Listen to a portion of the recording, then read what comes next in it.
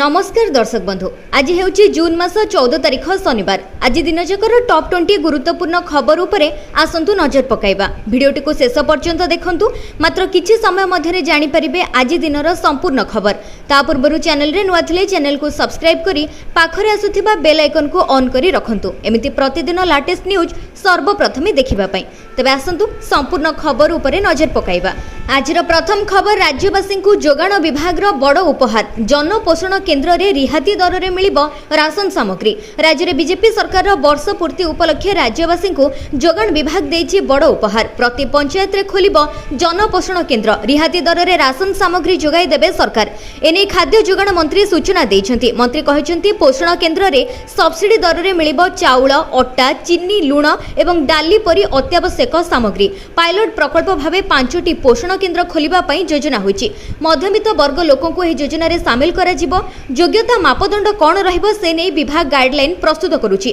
वर्तमान 3 कोटी 26 लाख हिताधिकारी खाद्य सुरक्षा रे अंतर्भुक्त अछन्ति। तबे जनपोषण केन्द्र हेले प्राय 50 लाख अधिक हिताधिकारी शामिल होई पारंती।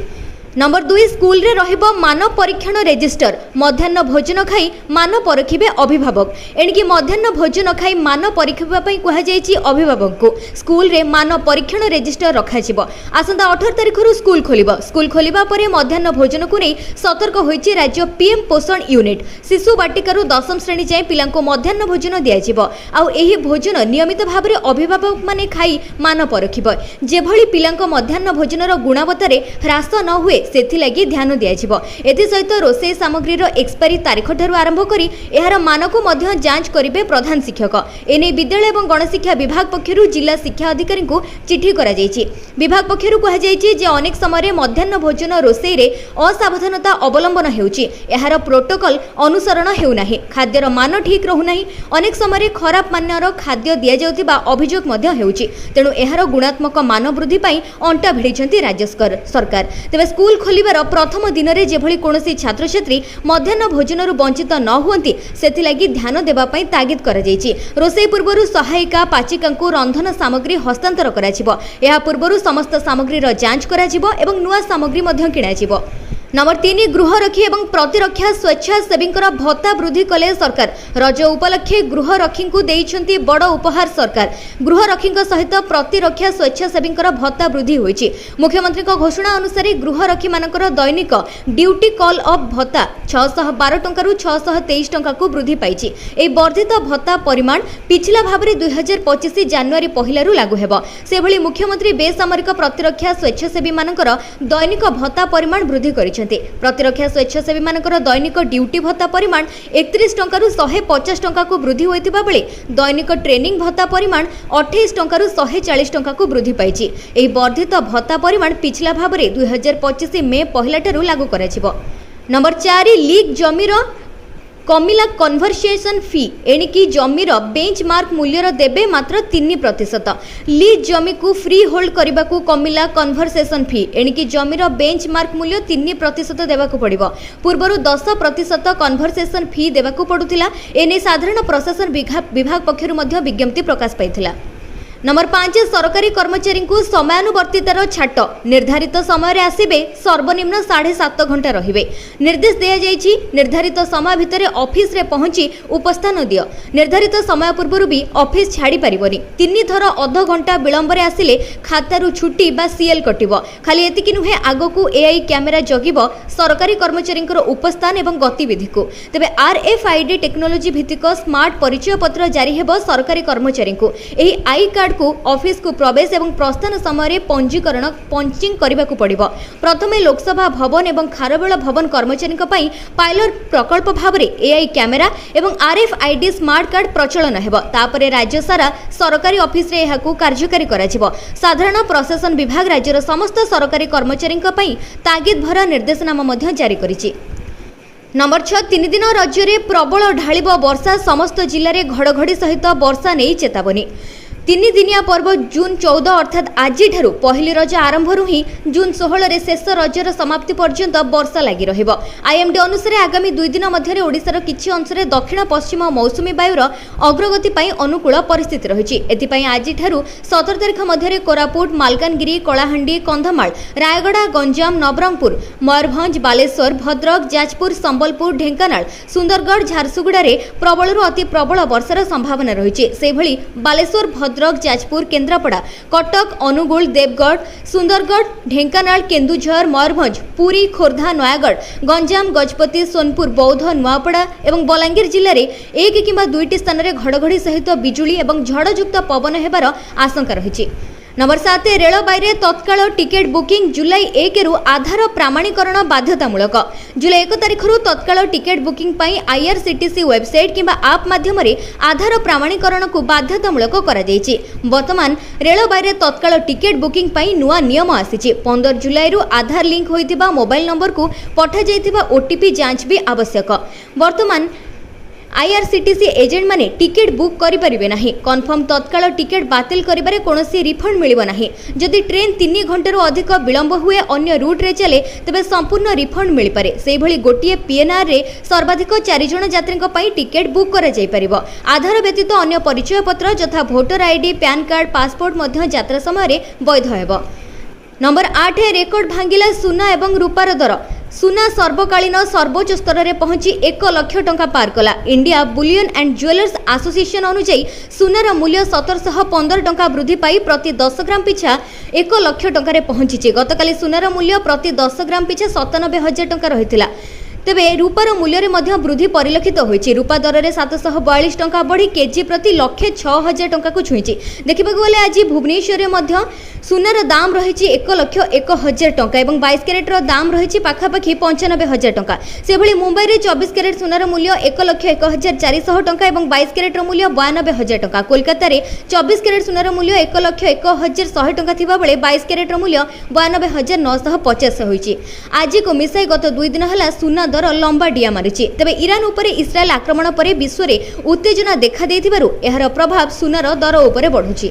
नंबर 9 11टी जिल्ला रे 17टी प्रकल्प को राज्य सरकार मंजूरी। राज्य सरकार सिंगल विंडो क्लियरेंस बैठक में 17टी प्रकल्प को अनुमोदन देइछन्ति। मुख्य शासन सचिव मनोज आहूजा अध्यक्षतार अनुष्ठित बैठक में राज्य में 3,878 कोटीर पुंजीनिवेश को मंजूरी मिली। 11टी जिल्ला रे 17टी प्रकल्प निर्माण हेब। फल 10,584 नियुक्ति सृष्टि हेब। प्लास्टिक, टेक्सटाइल, पर्यटन क्षेत्र में पुंजीनिवेश हेब। 11टी जिल्ला रे 17टी प्रकल्प निर्माण हेब। फल 10,000 उपरे पुंजीनिवेश सृष्टि हेब। राज्य में बेकारी संख्या बढ़िबारे लागिछि। आवश्यकता अनुसार कलकारखाना एवं शिल्पर अभाव देखा देइछि। ओडिशार युवपीढ़ी बाहर राज्य को दादन खटिबाकू जाउछन्ति। राज्य में कलकारखाना गढ़ी उठिले युवपीढ़ी को रोजगार मिल पारिबो। नंबर 10 ग्राहकों को आश्वस्ति। खसिला खुचुरा दर। मुद्रास्फीति 2.28% को ह्रास। देश में खुचुरा मुद्रास्फीति मे मासरे 2.82% को ह्रास पाई। तेज सरकारी तथ्य अनुसार भारतर खुचुरा मुद्रास्फीति मे मासरे 2.82% पहुंची, जहाँ 6 वर्षर सर्वनिम्न स्तर बोली कहुछि। यह फेब्रुआरी 2019 परठारु सर्वनिम्न मुद्रास्फीति हार एवं एप्रिल 2025 रे 3.16% ह्रास पाई। खाद्य मूल्य रे नियंत्रण पाई मुद्रास्फीति ह्रास हेउछि। एने जातीय परिसंख्यान कार्यालय पक्षरु सूचना मिली। उपभोक्ता मूल्य सूचकांक एप्रिल रे 3.16% रु मे रे 34 बेसिस पॉइंट ह्रास पाई। नंबर 11 2029 लोकसभा निर्वाचन। 33% महिला संरक्षण पर प्रस्तुति आरंभ कला केंद्र। वर्तमान संरक्षण लागू करने पर केंद्र सरकार तत्पर होइछन्ति। जातीय राजनीति में महिलांकर प्रतिनिधित्व वृद्धि पर प्रस्तुत हेउतिबा संविधान संशोधन बिल नारी शक्ति बंधन आईन पारित हेबा पर यह पदक्षेप निया जायछि। संसदीय क्षेत्रर नूतन सीमा निर्धारण पर ही महिला संरक्षण व्यवस्था कार्यकारी हेबा। वर्तमान 2026 पर्यंत सीमा निर्धारण उपर आईनगत रोक लगा जायछि। एहा परे कोनोसी सीमा निर्धारण करबाकू हेले संविधान संशोधन आवश्यक हेबा, जेउथि पई संसदर उभय गृहर अनुमोदन आवश्यक पड़िबो। मिलिथिबा सूचना अनुसार फ्रिज हटिबा परे सीमा निर्धारण प्रक्रिया जेभली आरंभ होइजिबो सेथिपई आवश्यक प्रस्तुति चलीछि। एक सीमा निर्धारण आयोग गठन कराजिबो एवं कोनोसी परिवर्तन पई सुपारिश करबा पूर्वरु एहा समस्त राज्य को गस्त करिबो। नंबर 12 तृणमूलरू ओलंपियन सृष्टि पाई भित्तिभूमि विकास ओडिशा क्रीड़ा जगत रे नूतन अध्यायर आरंभ होईछि। राज्यर प्रत्येक ब्लॉक रे विश्वस्तरीय क्रीड़ा भित्तिभूमि विकास कराजिबो जहा युवपीढ़ी को सशक्त करिबो एवं भविष्यतर क्रीड़ाविद मान को प्रोत्साहित करिबो। मुख्यमंत्री मोहन चरण माझी मार्गदर्शन रे राज्य रे क्रीड़ार संस्कृति को विकास कराजिबो। ग्रामांचलर तृणमूल स्तररू प्रतिभा चिन्हट कराजिबो एवं सेमानकु जातीय तथा अंतर्जातीय प्रतियोगिता रे सफलता पाइबा पई प्रस्तुत करिबा पई लक्ष्य रखा जायछि। क्रीड़ा केवल शारीरिक सुस्थता को प्रोत्साहित करे नहीं बरं संपर्क को मजबूत करे एवं एकता को प्रोत्साहन करे। तेबे राज्यर प्रत्येक कोण रे क्रीड़ा को पहुंचाइबा लक्ष्य नै ओडिशा सरकार एक सुविधाजनक योजना कार्यकारी करूछन्ति। नंबर 13 एबे आउ आसीबनी fraud call. Truecaller launch कला नुआ security call feature. Fraud call रोकिबा पई ट्रू कलर एक नूतन सिक्यूरिटी कॉल फीचर आनिछि। ए फीचर यूजर्स को नकली कॉल ठारू सुरक्षा देबा। स्वीडिश कॉलर आईडी ऐप निर्माता नुआ अपडेट रे ही फीचर जोडिछि। ए फीचर विशेष भाव रे एंटरप्राइज यूजर्स को एक वेरिफिकेशन बैज देबा पई जहा द्वारा यूजर्स माने सहजरे जानि परिबे जे आसुथिबा मार्केटिंग कॉल सठिक कि नुहे। ए फीचर लॉन्च करबा समय कंपनी कहिछि जे ए फीचर टी ट्रू कलर बिजनेस प्लेटफॉर्म जहाँ साइबर ठकेई रे बढ़ुतिबा घटना को दृष्टि रखी आरंभ करा जायछि। नंबर 14 श्री जगन्नाथ मंदिर को आतंकवादी आक्रमण आशंका। रथयात्रा पूर्व पुरी रे डेरा पकाइछन्ति सेना। रथयात्रा पई पुरी रे लक्ष लक्ष भक्तंकर समागम आशा करा जाउछि। जम्मू काश्मीर रे पहलगाम आतंकवादी आक्रमण पर देशव्यापी उच्च सतर्कता जारी हेबा परे सुरक्षा एजेंसी गुड़िक प्रस्तुति को तीव्र करिसेंति। गुइंदा सूचना अनुसार पुरी एवं जगन्नाथ मंदिर आतंकवादी गोष्ठींकर निशाना रे थाई पारे जेउथि पई शहर रे दृढ़ आतंकवाद विरोधी पदक्षेप निया जायछि। तेबे रेल स्टेशन रे मध्य व्यापक आतंकवादी विरोधी अभ्यास काली करा जायथिला जेउथिरे रेल सुरक्षा बाहिनी सरकारी रेल पुलिस ओडिशा पुलिस केंद्रीय सशस्त्र बाहिनी एवं अग्निशम विभाग मध्य अंशग्रहण करिसेंति। नंबर 15 अहमदाबाद विमान दुर्घटना पर एयर इंडिया समस्त बोइंग विमान रहेब सुरक्षा जांच। डीजीसीए रो बड़ घोषणा। तेबे निर्देशनामा रे डीजीसीए एयर इंडिया को तार 26टी बोइंग 7878 एवं 7टी बोइंग 7879 विमान रे जेउ गुड़िकर जीई एरोस्कोप जेन इंजिन लागिछि तुरंत अतिरिक्त रक्षणाबेक्षण एवं जांच करिबा पई कहिछि। तेबे 15 जून 2025 रो आरंभ हेबाकु थिबा ई जांच रे सेमाने इंधन परिमाप एवं संबंधित सिस्टम जांच रखिछन्ति। कैबिन एयर कंप्रेसर ता सहित संबंधित सिस्टम रो परीक्षण करा जिवो। इलेक्ट्रॉनिक इंजिन नियंत्रण सिस्टम रो टेस्टिंग करा जिवो। इंजिन इंधन चालित एक्चुएटर एवं तैल सिस्टम रो कार्यक्षमता को जांच करा जिवो। हाइड्रोलिक सिस्टम रो सेवा योग्यता मध्य परीक्षा करा जिवो। नंबर 16 एणिकी हिंदी ओडिया रे करि परिबे एमबीए। 10 भारतीय भाषा रे खूब शीघ्र जारी हेबो पाठ्यक्रम।